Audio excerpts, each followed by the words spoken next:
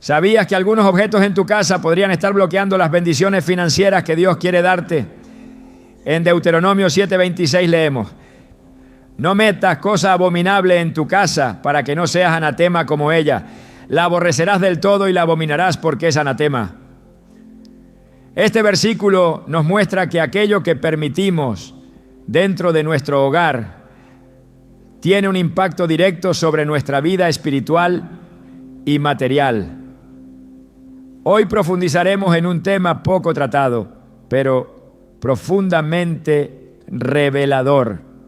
Los elementos comunes en tu casa que sin saberlo podrían estar cerrando las puertas al favor de Dios.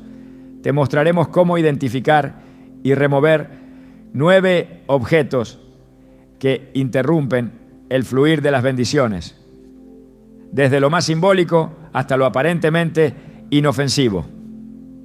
¿Estás listo para entender lo que Dios tiene reservado para ti y cómo liberarte de todo lo que estorba tu provisión divina?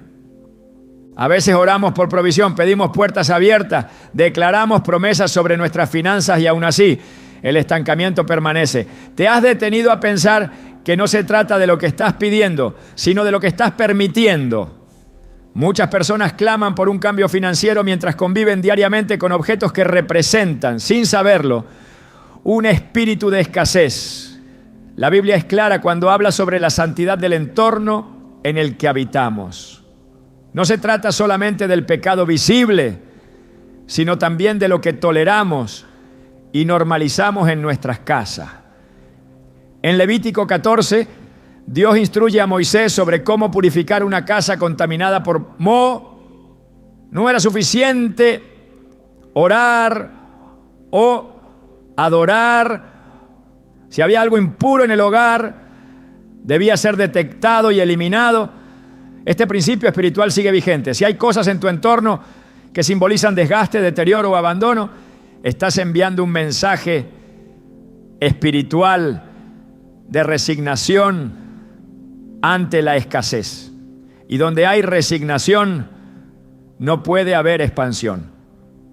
Una escoba desgastada, por ejemplo, no solo es un objeto viejo, es un reflejo de una actitud interior. Muchas veces seguimos barriendo con lo que ya no sirve, creyendo que aún puede cumplir su función, cuando en realidad lo que estamos haciendo es perpetuar una mentalidad de sobrevivencia.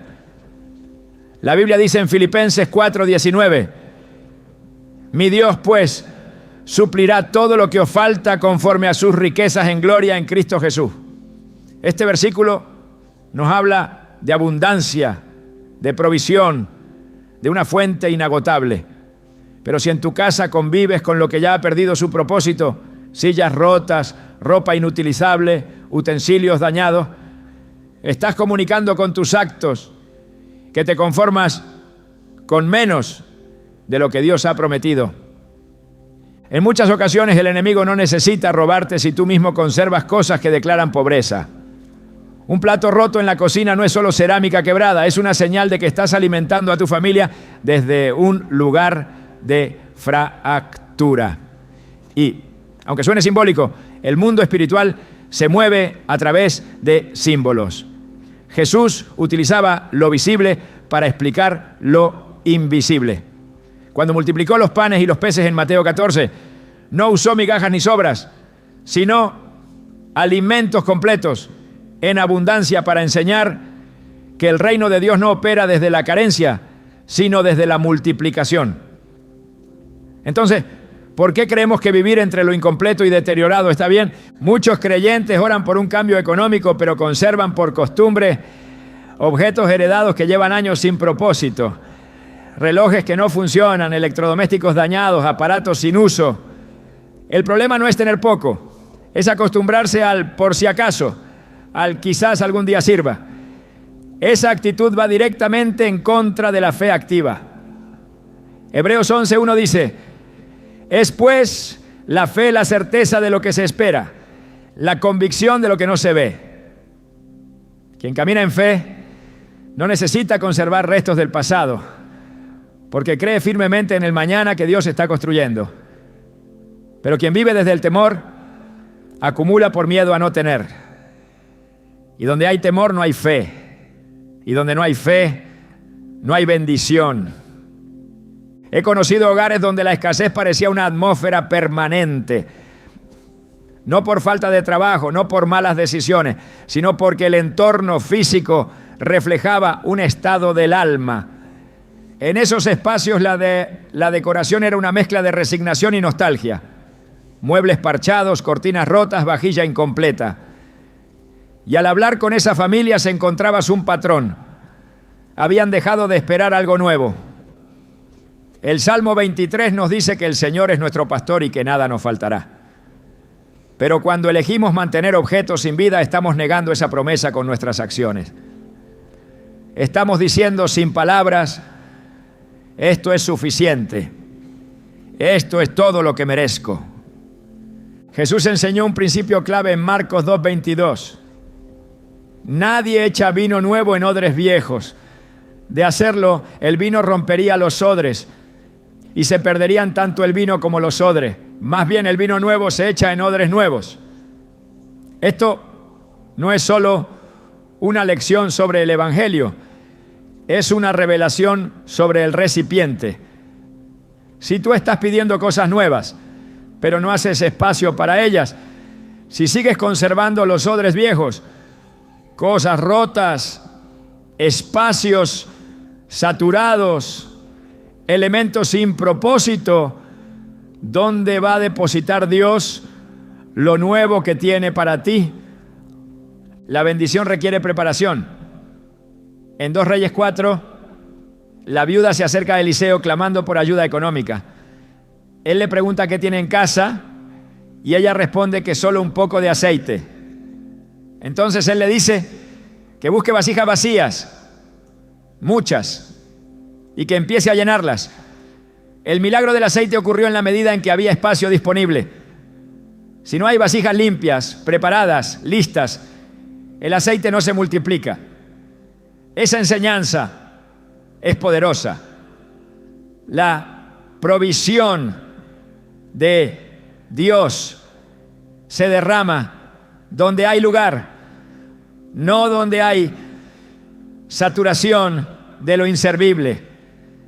Hay quienes guardan objetos por valor emocional, recuerdos de tiempos difíciles, trofeos de batallas pasadas. Pero si ese recuerdo está vinculado a dolor, escasez o pérdidas, no estás honrando la memoria, estás perpetuando una maldición. El profeta Isaías dijo: no os acordéis de las cosas pasadas, ni traigáis a la memoria las cosas antiguas. He aquí que yo hago cosa nueva, pronto saldrá a luz. Isaías 43, 18 a 19.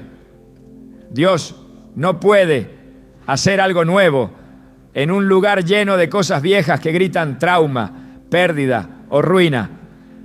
La memoria del fracaso no debe estar colgada en tu pared ni archivada en tu armario. Hay casas en las que cada rincón habla. Entra a la visita y se encuentra con una imagen torcida, una lámpara sin foco, un estante con polvo acumulado. Aunque no lo digan con palabras, esos objetos predican escasez, abandono y estancamiento. ¿Cómo puede fluir la bendición en un lugar que profesa ruina visual? En Deuteronomio 28, Dios promete bendiciones abundantes a los que obedecen su voz. Bendito serás tú en la ciudad y bendito tú en el campo. Bendito el fruto de tu vientre, el fruto de tu tierra, el fruto de tus bestias. Benditas serán tu canasta y tu arteza de amasar. Si hay bendición para tu canasta, ¿por qué la usas rota? Si Dios quiere bendecir tus herramientas, ¿por qué? ¿Por qué permites que se oxiden? Lo que permites en tu casa, permites en tu vida. Y muchas veces no necesitas un cambio de ciudad, un nuevo trabajo o una inversión milagrosa. Lo que necesitas es limpieza espiritual que se manifieste en acción física. No se trata de vivir en lujo. Se trata de vivir con dignidad, de usar lo que sirve, de honrar a Dios con lo que tienes. En 1 Corintios 10:31 se nos exhorta: así que ya comáis o bebáis o hagáis cualquier otra cosa, hacedlo todo para la gloria de Dios. ¿Glorifican a Dios las cosas que permites que habiten contigo? ¿O simplemente están allí porque te has resignado? En el Antiguo Testamento, cuando Dios le dio instrucciones al pueblo para construir el tabernáculo, fue extremadamente detallado. No dijo con lo que tengan, dijo exactamente cómo debían ser los materiales, las medidas, los ornamentos. Porque Dios es un Dios de propósito, de orden, de belleza. No es legalismo, es honra. Cuando cuidas lo que tienes, cuando inviertes en lo necesario, cuando desechas lo que ya no sirve, estás diciendo, estoy listo para lo nuevo. Es una declaración de fe silenciosa, pero poderosa. Incluso el profeta Ageo lo dijo con firmeza cuando el pueblo dejó de edificar la casa de Dios. Sembráis mucho y recogéis poco, coméis y no os saciáis. El que trabaja a jornal recibe su jornal en saco roto. Ageo 1:6. No es esa la experiencia de muchos. Trabajan duro, se esfuerzan y aún así el dinero se esfuma. El profeta continúa diciendo que todo eso sucede porque han descuidado la casa de Dios. Y aunque esa palabra hablaba del templo físico, hoy también podemos aplicarla al templo espiritual de nuestras casas. ¿Tu casa honra a Dios o refleja abandono, desgaste y resignación? Cuando permites que la escoba vieja siga en uso, estás diciendo, esto es suficiente. Cuando sigues usando toallas rotas, cubiertos mellados, objetos inútiles, estás repitiendo sin querer, esto es lo que merezco. Pero el Espíritu Santo te recuerda hoy que no naciste para la escasez, que fuiste creado para administrar bendición, que tu entorno debe reflejar la abundancia del reino, aunque tus ingresos aún no lo hagan. Porque la honra siempre precede a la provisión. Porque la fe se demuestra con hechos. Hoy es el día de revisar cada rincón, no solo por higiene, sino por obediencia. Porque Dios quiere derramar, pero necesita recipientes limpios. Porque el aceite está listo, pero necesita vasijas disponibles. Porque el vino nuevo ya está fermentado en lo celestial, esperando un odre nuevo en lo terrenal. Y si tú limpias, si tú desechas, si tú honras, entonces el cielo responderá. Porque donde hay honra, hay multiplicación. Donde hay fe activa, hay intervención divina. Y donde hay obediencia, las puertas del cielo no solo se abren, se desbordan. Hay objetos que no solo ocupan espacio físico, sino que abren puertas espirituales sin que te des cuenta.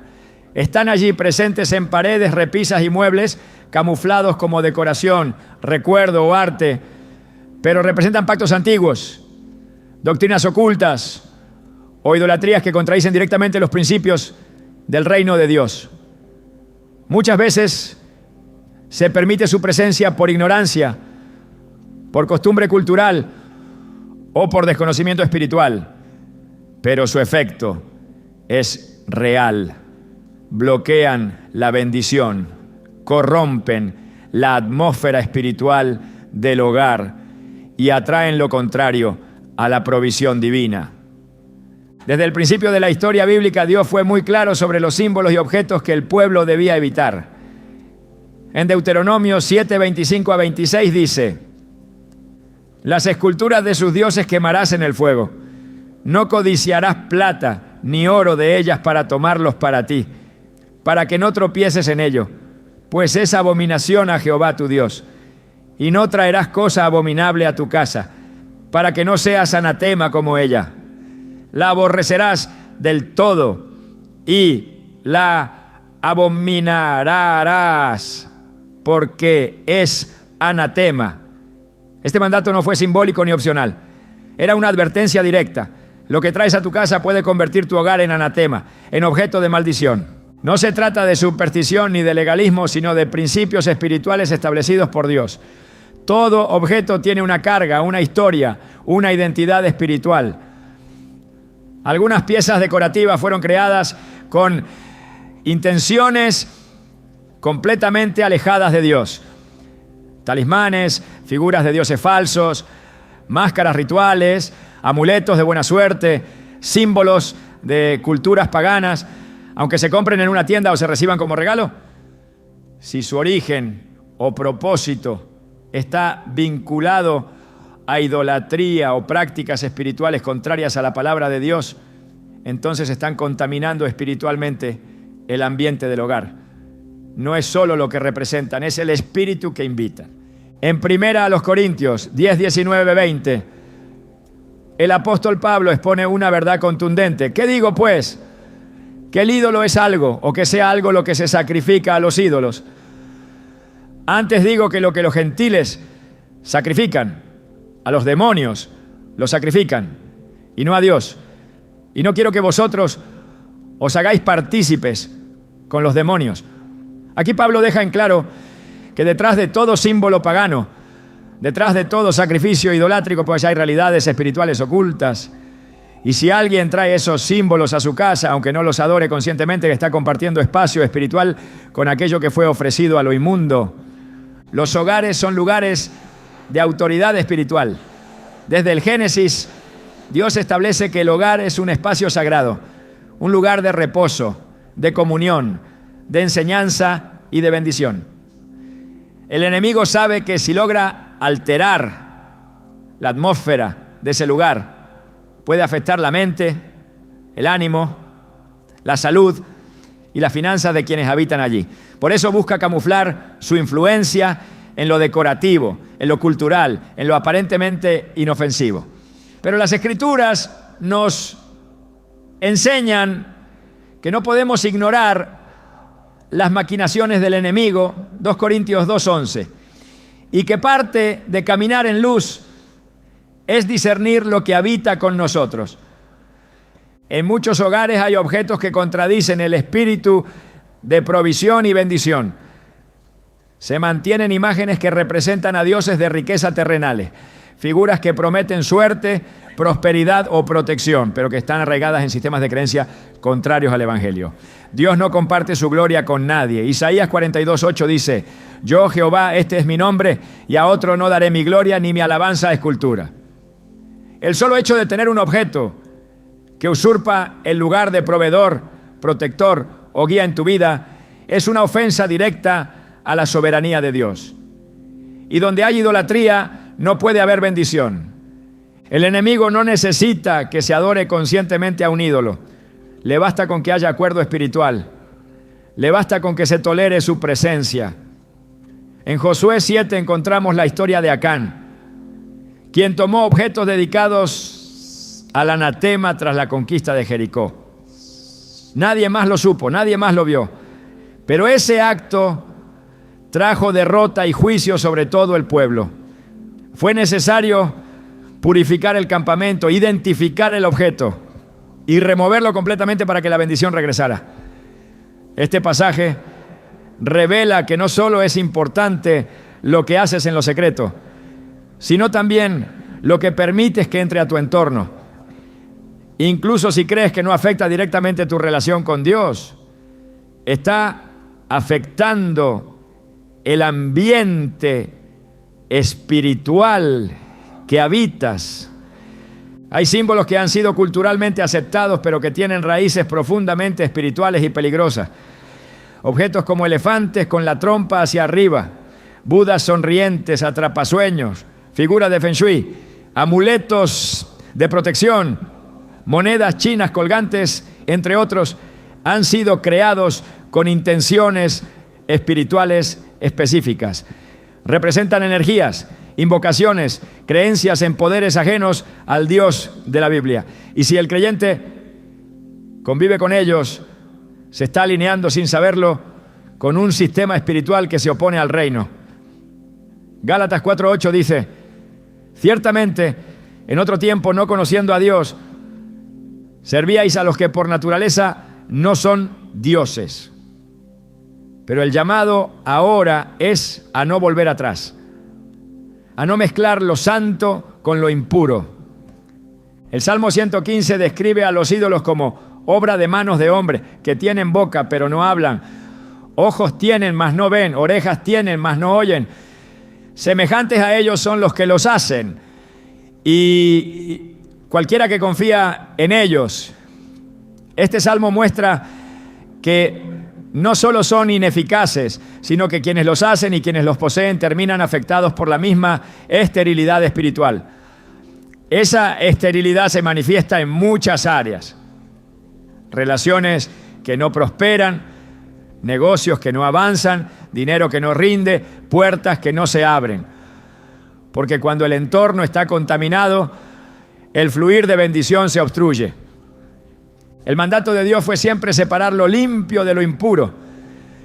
En Ezequiel 44:23, Dios dice que los sacerdotes enseñarán a mi pueblo a hacer diferencia entre lo santo y lo profano, y les enseñarán a discernir entre lo limpio y lo no limpio.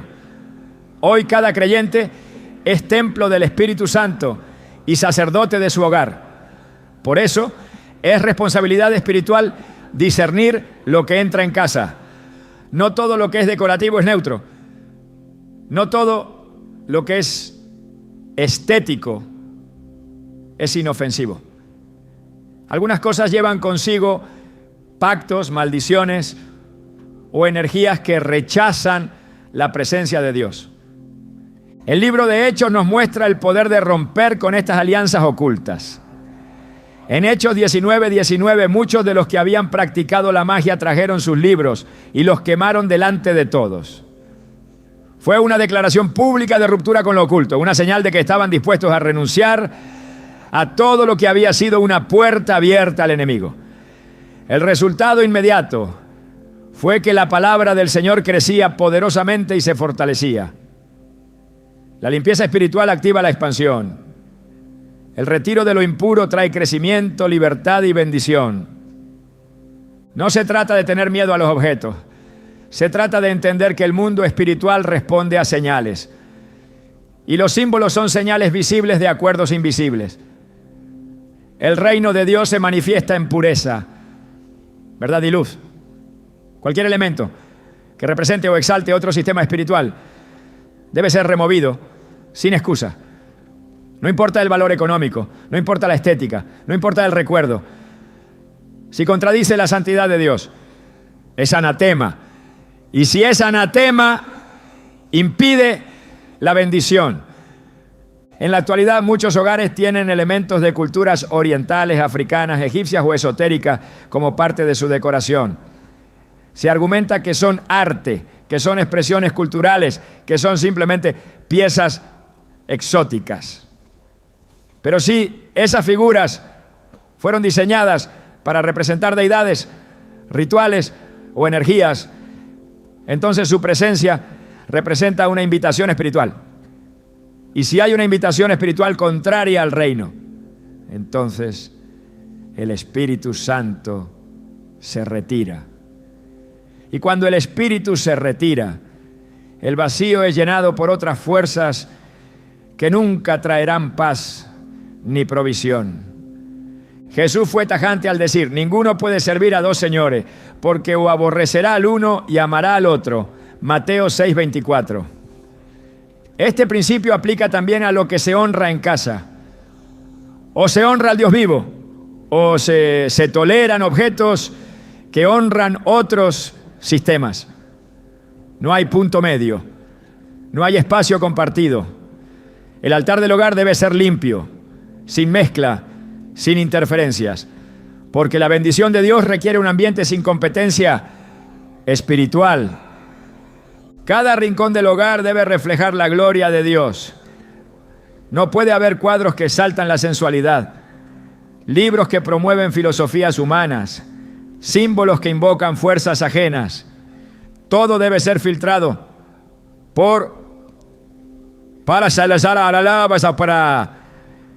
en Colosenses 3:17 se nos enseña: y todo lo que hacéis, sea de palabra o de hecho, hacedlo todo en el nombre del Señor Jesús. Esto incluye lo que se compra, lo que se cuelga en las paredes, lo que se colecciona, lo que se recibe como obsequio.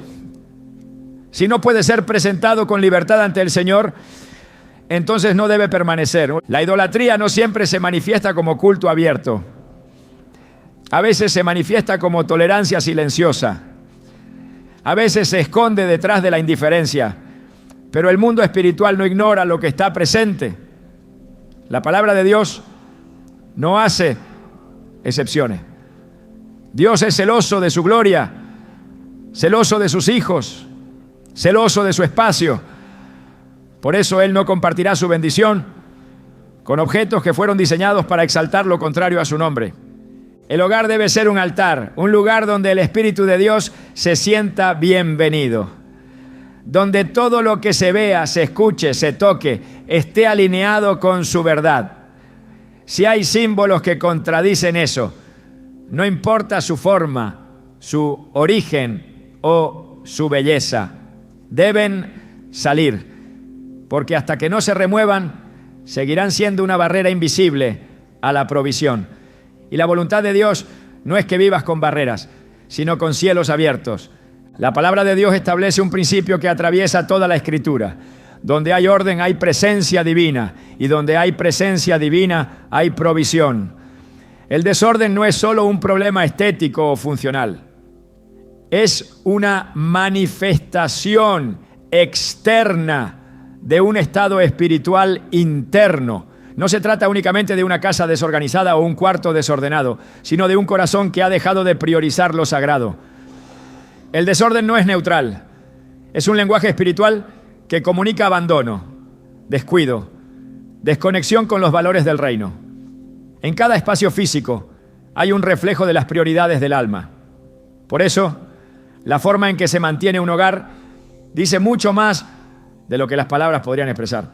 Desde los primeros capítulos del Génesis, Dios se presenta como un Dios de orden.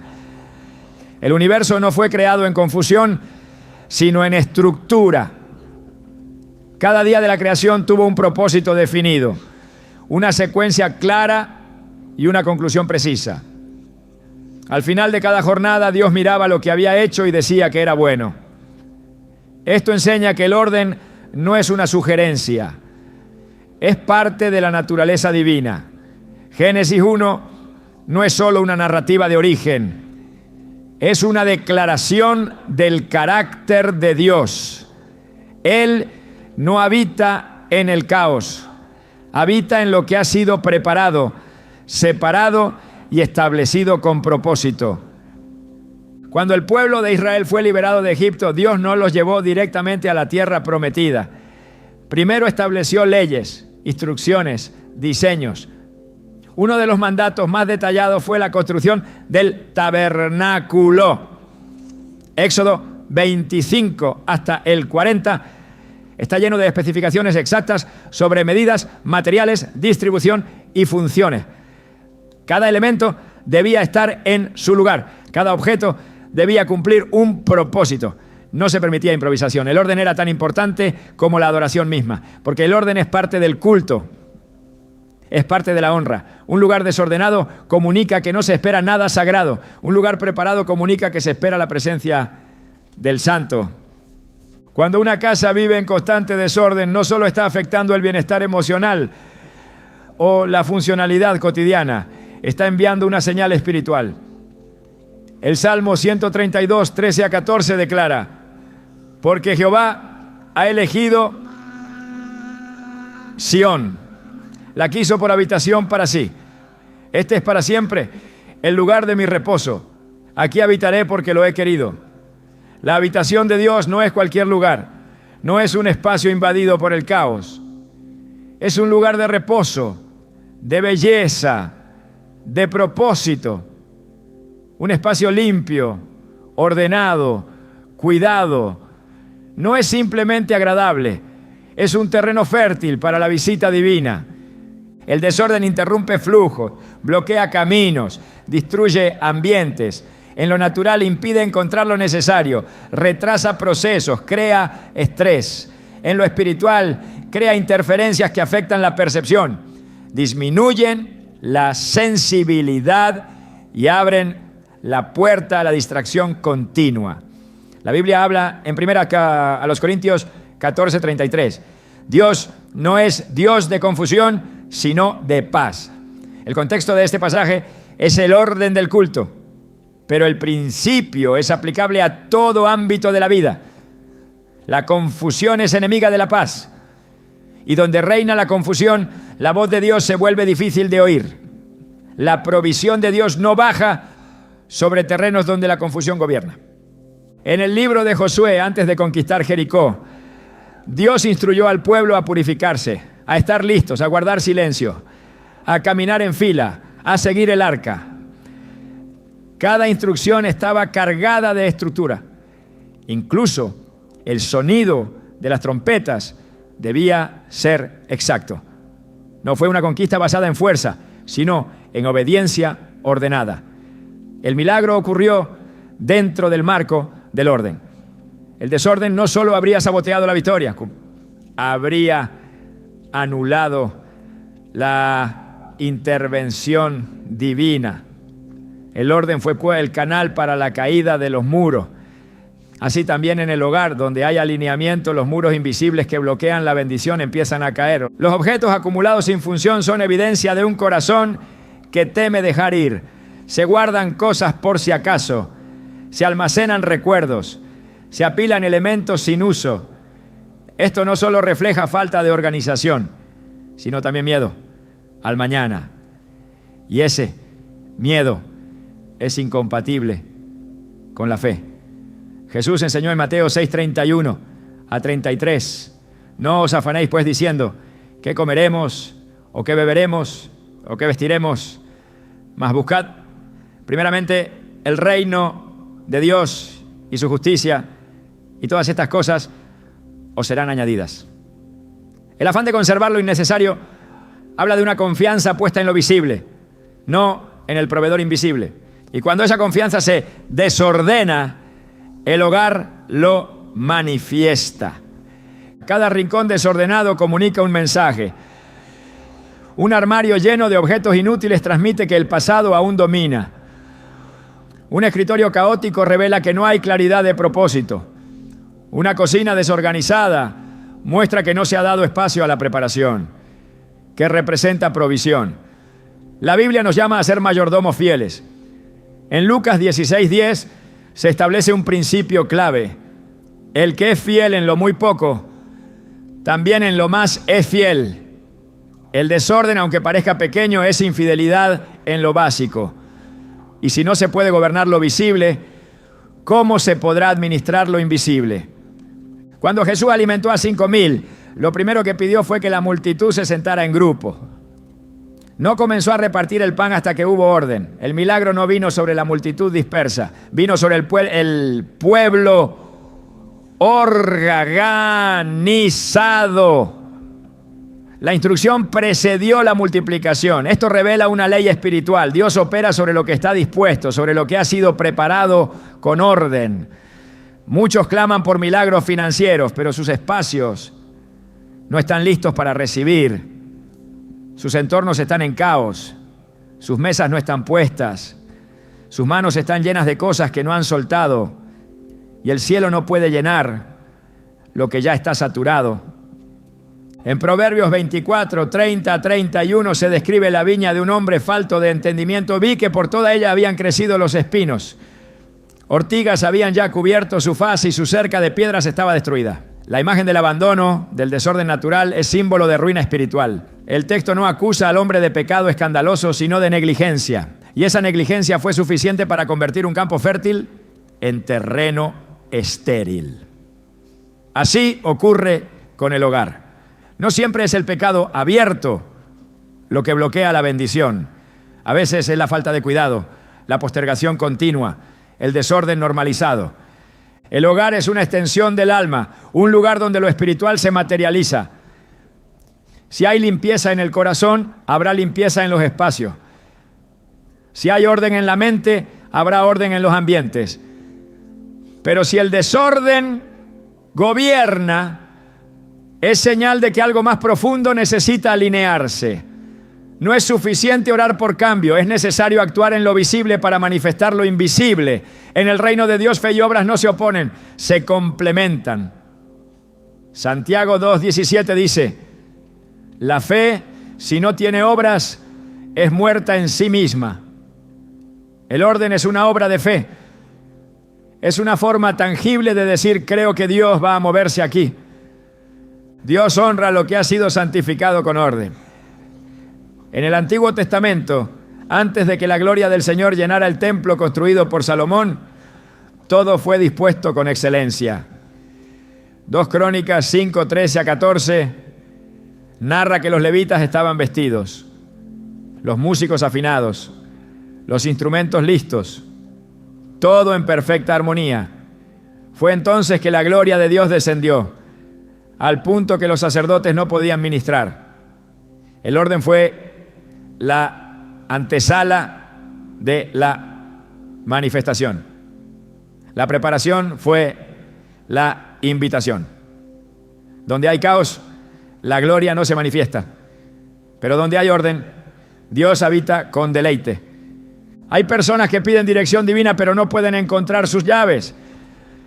Piden estrategias nuevas, pero no pueden sentarse a escribir, porque su espacio de trabajo está saturado. Claman por ingresos mayores, pero tienen papeles sin revisar, cuentas acumuladas, objetos perdidos en rincones olvidados. La falta de orden no solo es un obstáculo práctico, es una interferencia espiritual. Dios es meticuloso, preciso, intencional, y llama a sus hijos a reflejar esa naturaleza. Efesios 5:15 a 16 nos exhorta: mirad pues con diligencia cómo andéis, no como necios, sino como sabios, aprovechando bien el tiempo, porque los días son malos. La diligencia es enemiga del desorden y la sabiduría se manifiesta en la forma en que se administra incluso lo más cotidiano. El hogar debe ser un santuario, no un almacén, un lugar de paz, no de confusión, un espacio para la revelación, no para el desorden. Cada cajón, cada estante, cada superficie debe reflejar que allí se espera algo sagrado. No se trata de lujo ni de minimalismo. Se trata de limpieza espiritual manifestada en el orden físico. Se trata de decirle al cielo: este es un lugar digno de tu presencia. Se trata de crear un ambiente donde lo eterno pueda habitar sin tropiezos. Porque cuando el desorden se va, la voz de Dios se escucha con más claridad. Y donde su voz se escucha, su voluntad se cumple. Y donde su voluntad se establece, su provisión nunca falta. Hay elementos que se introducen en el hogar sin ser cuestionados, sin ser discernidos, sin pasar por la luz de la palabra, y sin embargo se convierten en puntos de contacto entre una casa y un reino espiritual que no proviene de Dios. No todo pacto se hace con palabras. Muchos pactos se establecen por acuerdo silencioso, por permisividad inconsciente, por ignorancia de los principios espirituales que gobiernan el mundo invisible. Se puede vivir bajo un mismo techo durante años, orar con fervor, declarar promesa, pedir dirección y provisión. Pero si hay objetos, prácticas o ambientes que sellan acuerdos con lo impuro, el resultado será el estancamiento. No porque Dios no quiera bendecir, sino porque hay territorios que, aunque humanos los habiten, espiritualmente pertenecen a otro Señor. La Biblia está llena de advertencias que no apelan únicamente a lo evidente, sino a lo oculto. En Oseas 4:6 Dios declara: mi pueblo fue destruido porque le faltó conocimiento. No dice que fue destruido por rebeldía, sino por ignorancia. Y es justamente esa ignorancia la que permite que elementos con peso espiritual se acomoden en una casa sin ser percibidos como peligrosos. La ignorancia no anula la consecuencia. Lo que no se conoce aún opera. Lo que no se ve aún afecta. Y lo que no se discierne aún tiene poder sobre el ambiente. El mundo espiritual no se rige por la intención, sino por la legalidad. Si algo en la casa le da lugar al enemigo, no importa cuánto se ore o cuánto se ayune, el derecho legal permanece hasta que se cancela.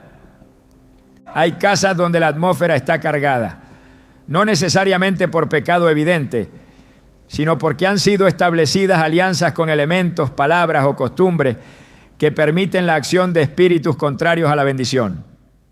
Puede tratarse de objetos heredados, elementos rituales de generaciones anteriores, prácticas familiares que parecen inofensivas, pero que fueron originadas en pactos de idolatría, ocultismo o superstición. Cada objeto tiene un origen, una intención y una historia.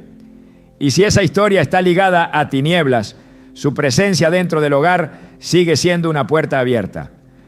En Deuteronomio 18, 10 a 12, Dios prohíbe expresamente prácticas que incluyen adivinación, hechicería, encantamientos, consulta de muertos y todo tipo de brujería.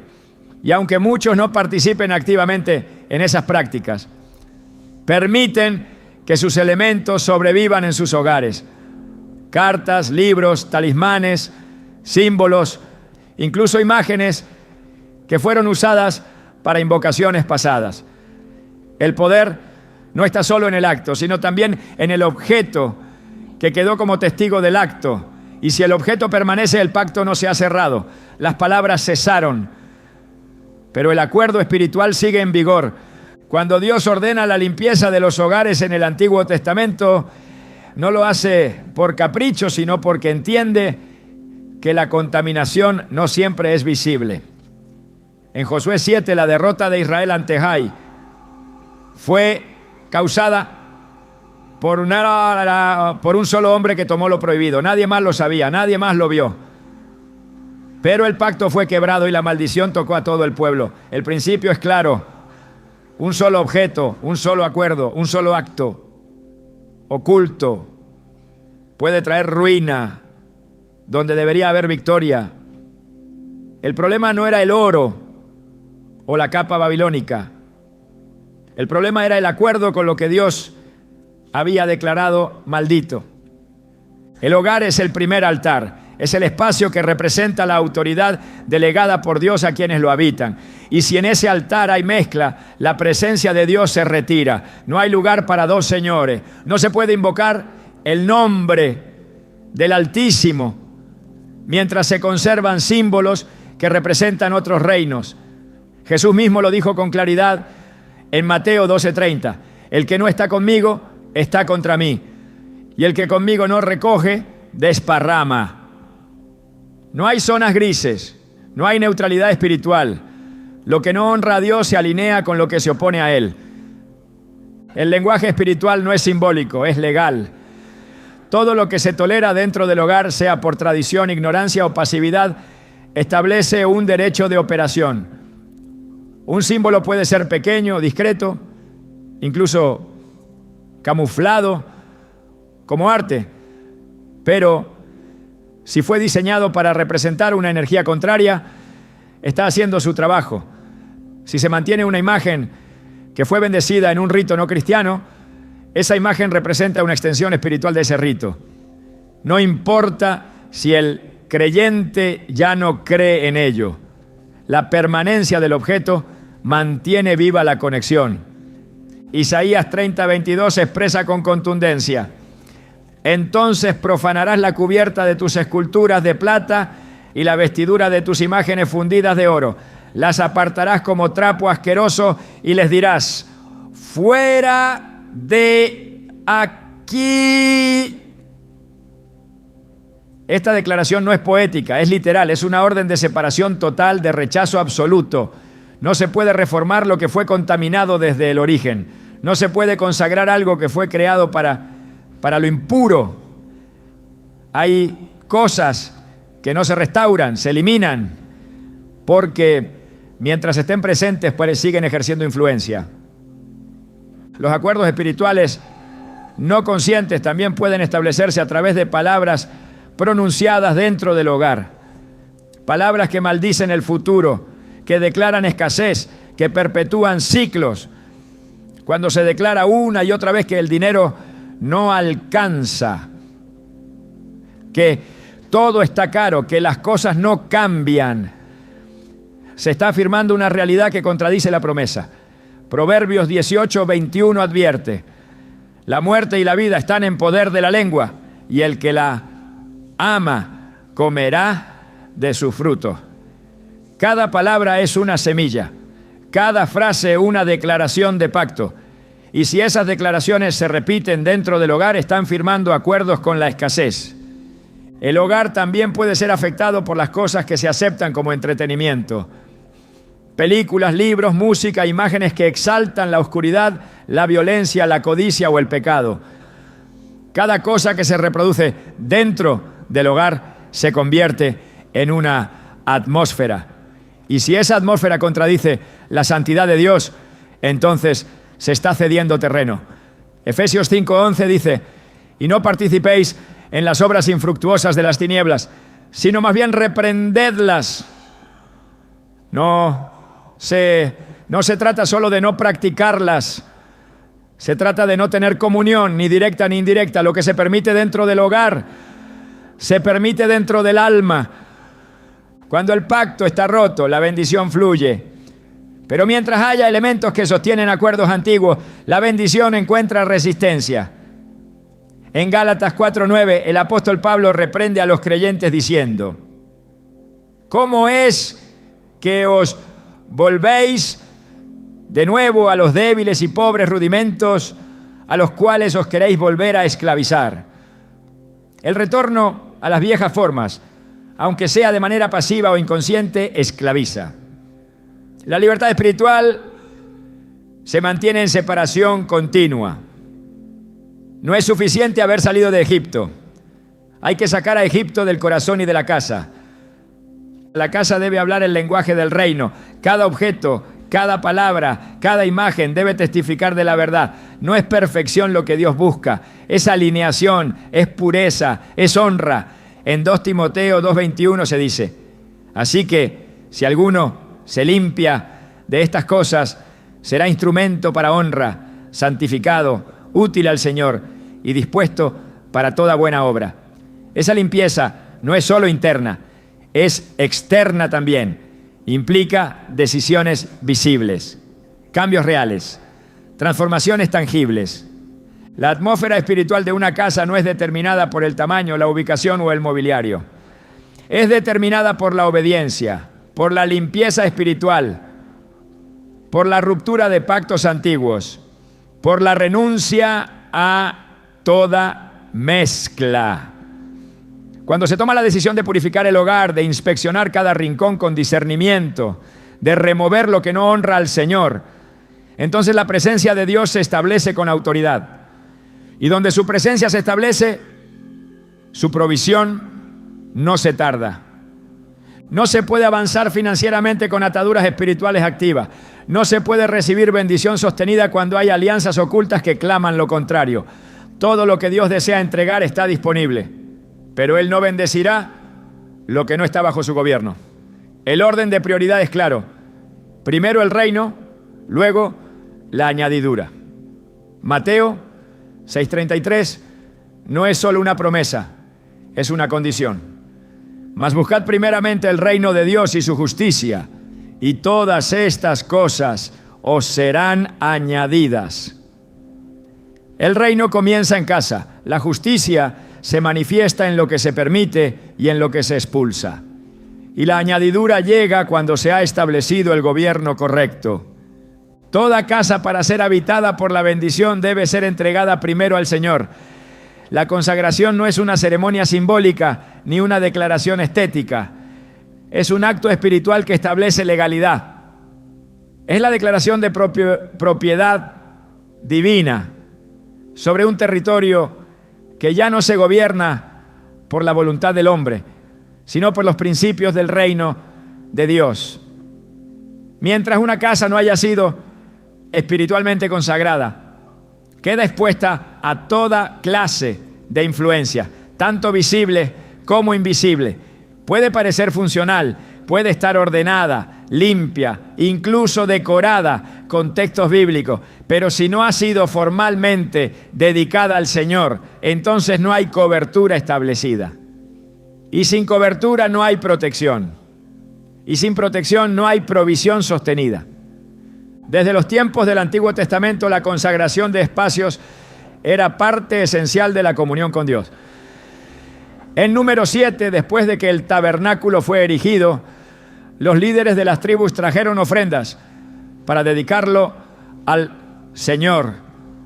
No se dio por sentado que, por ser un lugar construido para Dios, ya estaba consagrado. Hubo un acto deliberado de entrega.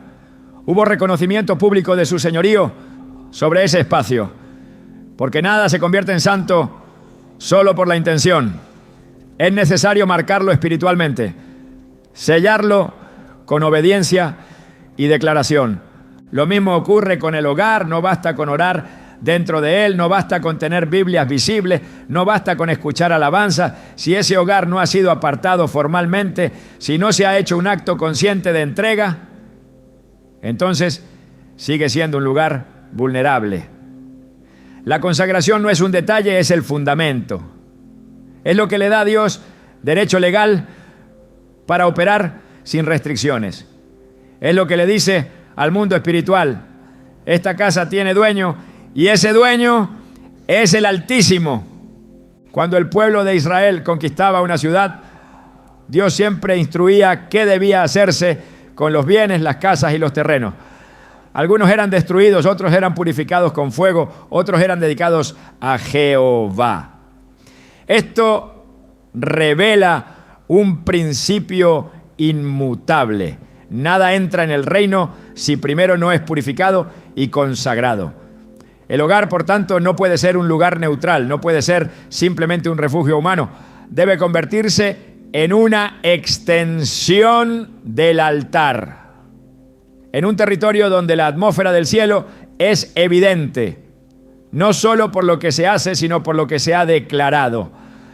En 2 Crónicas 7:16, Dios dice respecto al templo: ahora he elegido y santificado esta casa para que esté en ella mi nombre para siempre, y mis ojos y mi corazón estarán allí para siempre. Esta declaración no fue automática, fue el resultado de una dedicación solemne, de sacrificios presentados, de un altar preparado. Hoy, aunque no se construyan templos como en tiempos antiguos, el principio es el mismo. Si el nombre de Dios no ha sido invocado sobre una casa con solemnidad, entonces no hay garantía de su presencia. Y si no hay presencia, tampoco hay dirección, ni prosperidad, ni paz. La consagración también implica limpieza espiritual. No se puede dedicar algo a Dios sin antes purificarlo. Así como los utensilios del templo eran lavados antes de ser usados, el hogar debe ser examinado, limpiado, liberado de toda mezcla. Lo impuro no puede ser ofrecido, lo contaminado no puede ser santificado.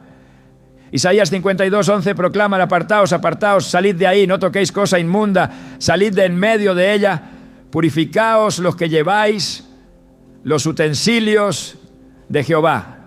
Cada habitación, cada objeto, cada rincón debe ser incluido en este acto de consagración. Nada queda fuera, nada debe permanecer oculto, todo debe ser traído a la luz, rendido, entregado.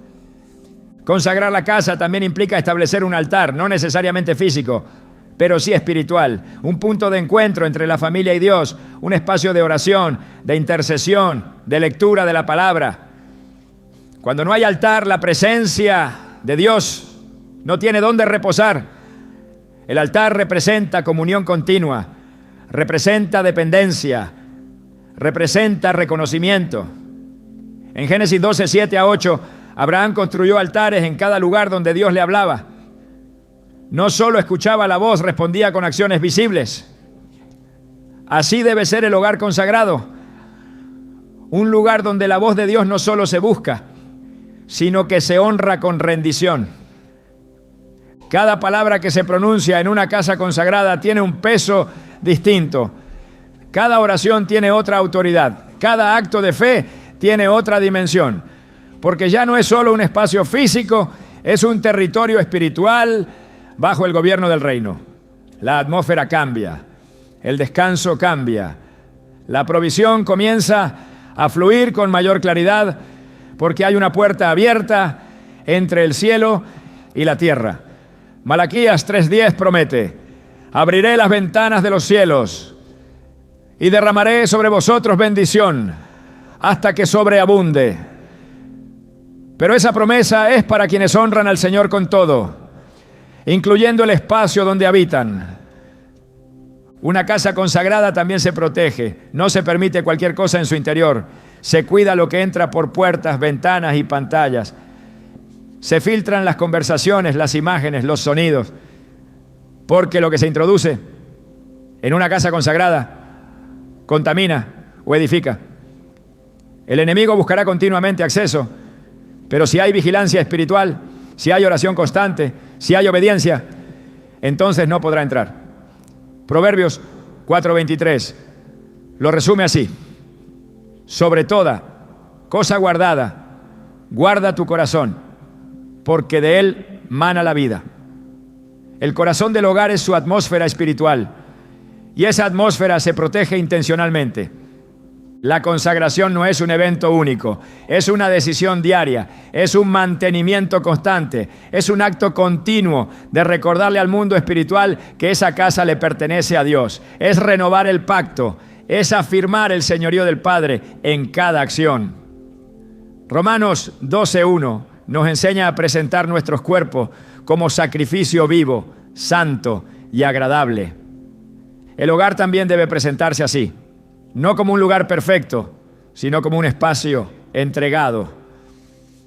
Dios no habita en lo lujoso, habita en lo rendido. No se trata de tener la mejor casa, sino de tener una casa ofrecida con sinceridad. Cuando una casa es consagrada, las decisiones cambian, las prioridades se ajustan, las conversaciones se transforman. La forma en que se administra el dinero, el tiempo y los recursos refleja el nuevo gobierno. Porque donde Dios habita, no hay espacio para lo que divide, lo que contamina o lo que empobrece. La consagración no es una formalidad religiosa, es un acto radical de transferencia de autoridad. Es decir, esta casa ya no responde a mis deseos, responde a la voluntad del Altísimo. Y cuando eso sucede, lo que era común se convierte en sagrado. La prosperidad no llega a un ambiente que no honra al dador. La multiplicación no se establece donde no hay altar. La provisión no permanece donde no hay rendición. Todo comienza cuando el hogar se convierte en templo. No con muros de piedra, sino con corazones inclinados. No con incienso, sino con obediencia. No con rituales, sino con consagración verdadera. Entonces el aceite fluye. Entonces el maná cae. Entonces la nube reposa, porque Dios habita donde es bienvenido, donde se le entrega todo, donde se le da no solo un lugar, sino la totalidad del gobierno. La fidelidad en lo pequeño no es un detalle menor en el reino de Dios, es la base sobre la que se construyen los grandes encargos. Lo mínimo que conservas en tu casa, lo que toleras por costumbre, lo que decides pasar por alto, puede estar enviando un mensaje claro al cielo: no estoy preparado para más. Jesús lo dijo sin ambigüedades: el que es fiel en lo muy poco, también en lo más es fiel. Lucas 16:10. Esa afirmación no es simbólica, es una declaración de estructura espiritual. Dios observa los gestos más simples, los hábitos cotidianos, los objetos insignificantes, y desde ahí evalúa la capacidad de administración. Una casa que guarda lo roto, lo sucio, lo dañado, no refleja únicamente una condición externa, revela una mentalidad que ha normalizado la falta. Y donde se normaliza la falta, se neutraliza la fe, porque la fe verdadera no espera tener más para actuar con excelencia. La fe se expresa limpiando lo poco, cuidando lo poco, invirtiendo en lo poco. En el reino, lo pequeño no es irrelevante, lo pequeño es una prueba, lo pequeño es una llave. Y muchas veces lo que bloquea lo grande es la negligencia con lo pequeño. Cuando el profeta Eliseo preguntó a la viuda qué tenía en casa, ella respondió: Tu sierva ninguna cosa tiene en casa sino una vasija de aceite. 2 Reyes 4:2. Lo mínimo que quedaba en su hogar era, en realidad, todo lo que necesitaba para activar la provisión de Dios.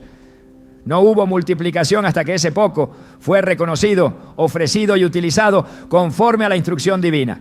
Si ella lo hubiera menospreciado, el milagro nunca habría comenzado.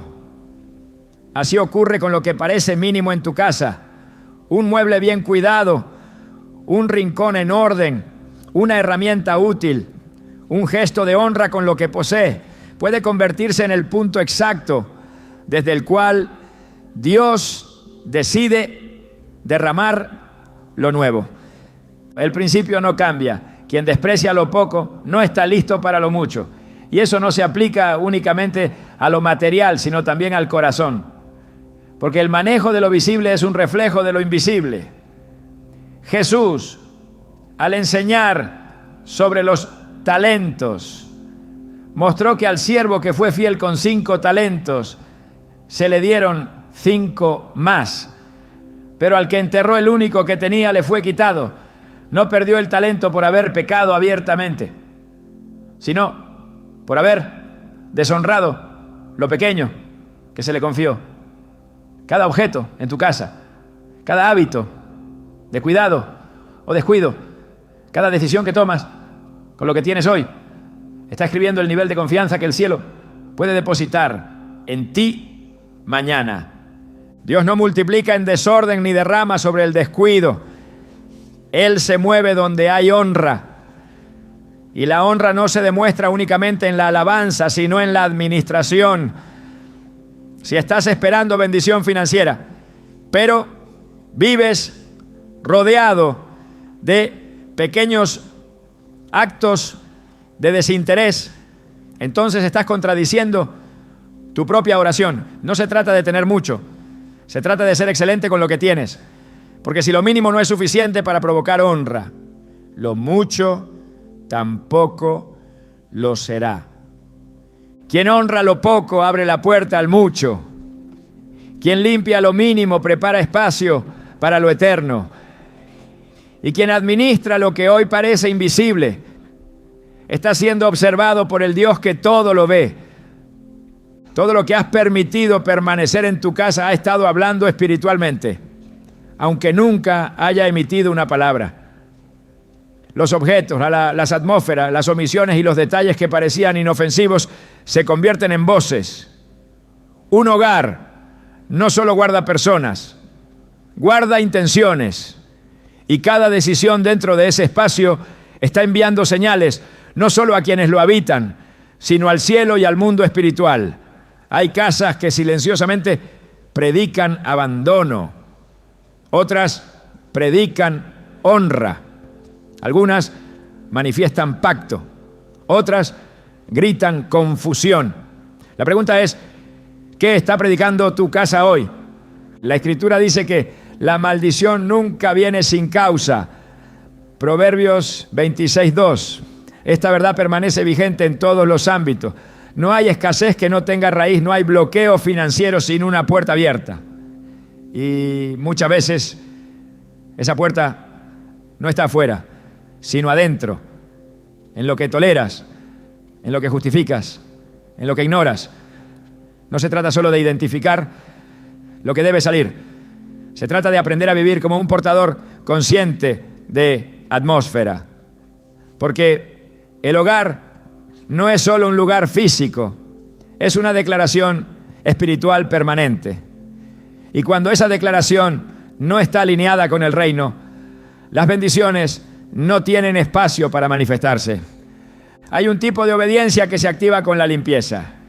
No porque la limpieza sea un fin en sí misma, sino porque es una señal de rendición. Cuando el corazón decide que lo que ocupa espacio sin propósito ya no tendrá lugar, entonces el espíritu encuentra caminos para entrar. Lo que sale del hogar crea vacío. Y ese vacío, si ha sido santificado, se convierte en lugar sagrado para que el cielo intervenga. No es el objeto lo que transforma, es el acto espiritual de decisión, lo que cambia todo.